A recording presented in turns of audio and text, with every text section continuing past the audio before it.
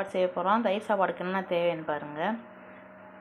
கருவேப்பிலை, இஞ்சி, பச்சை மிளகா, ஒரு வர மிளகா, கொத்தமல்லி தழை, தயிர். அடுப்பு ஆன் பண்ணிக்கலாம்.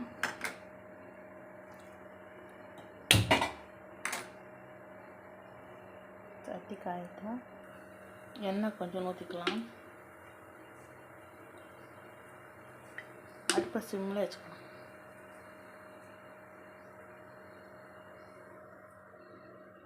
எண்ணெய் காயட்டுன்னு கொஞ்சம் எண்ணெய் கொஞ்சம் ஊற்றிக்கலாம்.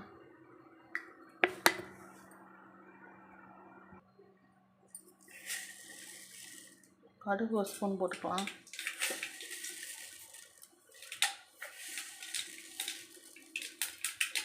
ரெண்டு ஸ்பூன் போட்டுக்கோங்க கடுகு.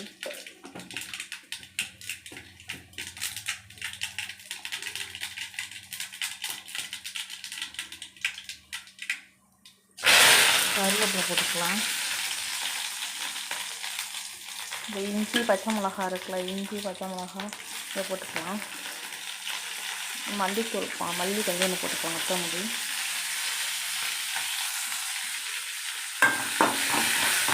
நல்லா வதக்கிக்கலாம். கொஞ்சம் பெருங்காயம் போட்டுக்கலாம். ஒரு ஸ்பூன் சீரகம் போட்டுடணும். சீரகம் போட்டு நல்லாயிருக்கும் தயிர் சாப்பாட்டுக்கு. செமிச்சுக்கிறோம். சீரகம் கொஞ்சம் போட்டாச்சு.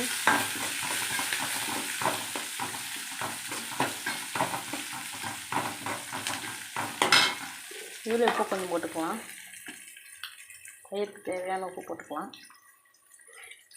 கல் உப்பு,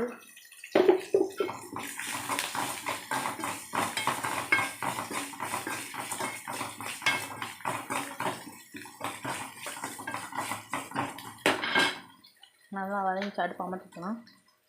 இந்த தயிர் வச்சுருக்கோம், அதை ஊற்றிக்கலாம். அதில் எதுவும் கொதிக்க விடக்கூடாது தயிரை.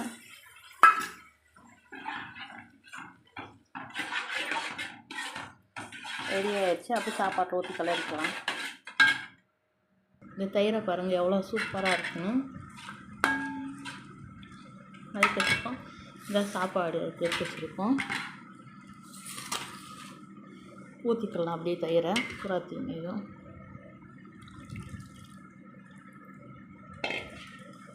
ஊற்றியாச்சு. கிளறிக்கலாம். பால் கொஞ்சோண்டு காய வச்சு வச்சுருக்கேன். தயிர் சுற்றி ஊற்றிக்கலாம். அப்படியே பால் ஊற்றினா சூப்பராக இருக்கும் சாப்பாடு. கோயிலில் கொடுக்குற சாப்பாடு மாதிரி நல்லாயிருக்கும். அதனால் செஞ்சு வருங்க. கிளறியாச்சு. இங்கே அப்படியே லைட்டாக மல்லித்தலை கொத்தமல்லி தூவி விட்டுக்கணும்.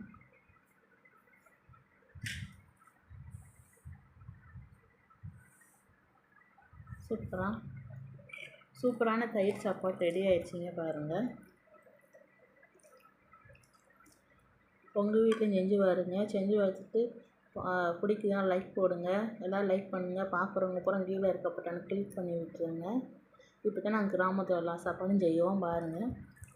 5 நிமிஷம் செஞ்சுருவோம்.